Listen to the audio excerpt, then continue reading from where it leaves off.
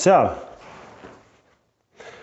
we're going to go and look for some knots and or adhesions in the myofascial muscle that runs down our hips and our thighs. So what we can do first, we'll take it nice and easy to start with. So get a foam roller. If you don't have a foam roller, you can go a little bit more extreme and just get some plastic pipe from a builder's merchants like Bunnings. And what we do is we're going to start at the hip. So keep your right leg out to the side and just roll up and down there and see if you can find any tightness. And you want to go towards the pain. And then when you find a spot, just hold it there. Breathe in and relax out. And then just work your way down. And you may notice that you find certain tight spots. See, I found one there. Because as you could see from some of my Facebook posts, I did a 10k run yesterday.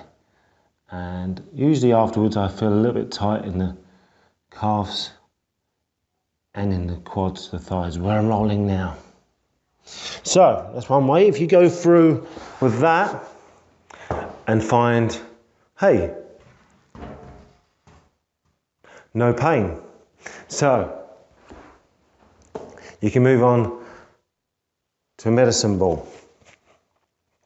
Now you want to get one that's quite hard. This 3 kilo one is quite nice and hard, firm. So the same principle. We're going to start at the hip flexor, just roll around, and already I found a little bit of tightness there that I didn't find with the foam roller. So it does make a difference. And again, what we can do, because there's less surface area on the ball, it kind of pinpoints areas a lot better than the foam roller. So with this you can go out to the sides as well, just move around, and again when you find a spot, just hover there, just wait there. And you might feel the other parts of the leg start to twinge a little bit. And that's just the muscles just sending messages for backwards and forwards.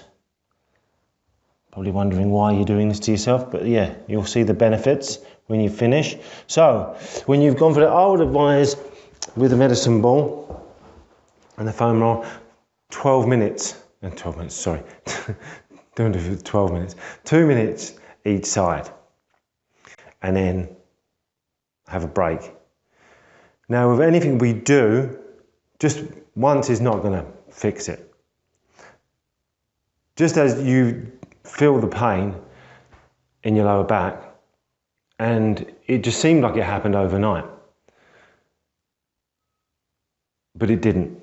It's a series of doing the same thing over and over again, and it gradually made the muscles tighter and tighter. So what we've got to do is we've got to work it back. So it's going to take a bit of time to undo all that. So if you're expecting just to do this once and then for it to all magically feel better, it's not going to happen. You've got to commit to doing this. I would say do it every morning. Every morning for 2 weeks and then get back to me. Right, so once you've done those and you feel that there's no more muscle to release, it's all good. We can move on to the stretch. Now, one of my favourite stretches for the quads is with the Swiss ball, or gym ball, some people call it. Now this is, I like to call this the sprinter stretch, which I learned from doing my Czech training. So what you're going to do is, hands down, like a sprint position, 1 foot up on the ball, get your other foot in front of you to this position, and then sit upright and tip the hips back. And I'm feeling some tightness from my run I did the other day. So just tip the hips backwards, and you can feel, I can feel that stretch right now. And I'll show you again from this side with the other leg. And with this stretch, I would say do 12 breaths, so 12 big breaths. And every time you breathe out, just go a little bit more into the stretch.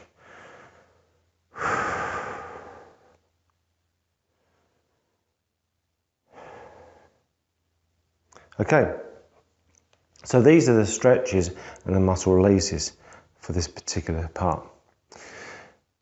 In the next video, I'll show you some strengthening, what we need to strengthen, which will be our glutes and our hamstring.